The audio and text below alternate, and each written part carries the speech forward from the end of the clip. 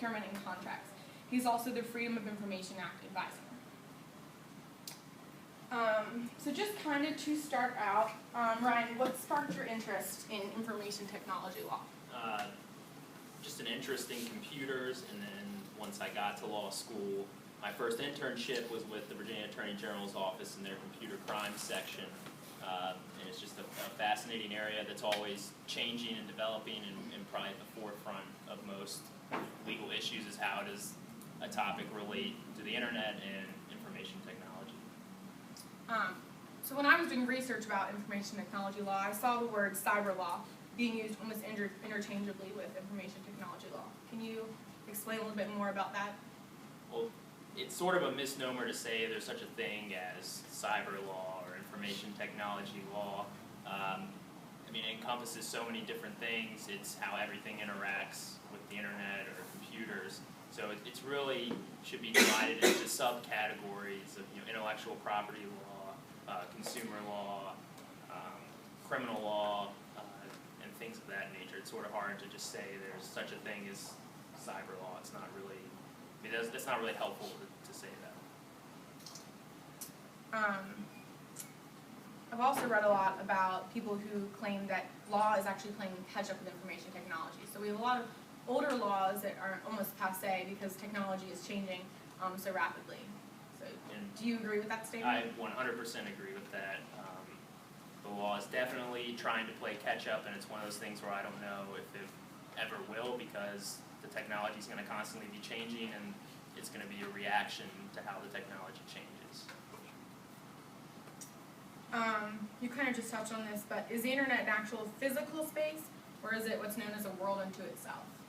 I think you have to look at it as two different things. There's the infrastructure that makes the internet work, and there's different legal problems with getting that set up. I mean, if you want to start an internet company as an internet service provider, you're going to have to actually install the cable or install the satellite.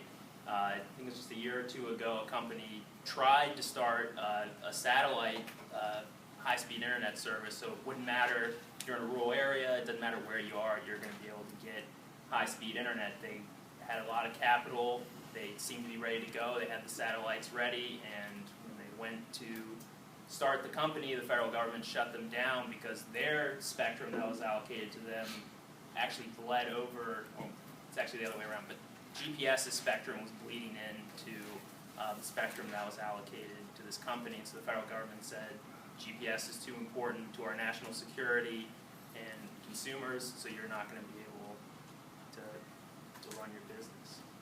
Do you think part of that had to do with the government's goal to protect businesses? Do you think that was part of the goal? I think it really had to do more with the military than protecting businesses.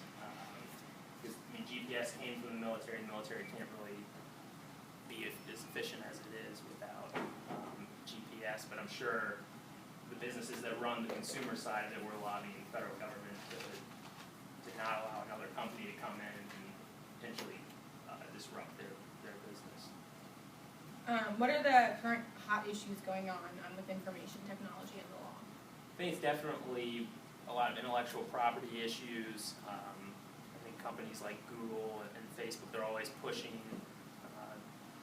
the boundaries, like Google's AdWords program. When you Google search something, you get a series of ads that come up, and the way companies actually get those advertisements up there is they buy an AdWord. So say you're Geico and you want to have your ad show up when somebody's searching for a competitor, you buy State Farm as an AdWord, say, and then when somebody Googles State Farm, a Geico ad may pop up, and State Farm's a trademark. I mean, can you buy somebody else's trademark and advertise against them? There's litigation going on right now about that, and some companies have actually said, let's call a truce on this. I'm not going to buy your name if you won't buy mine.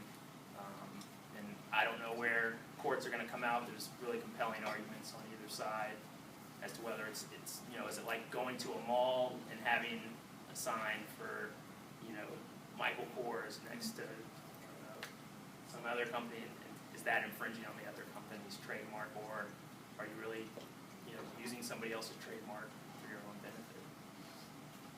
Okay. So in terms of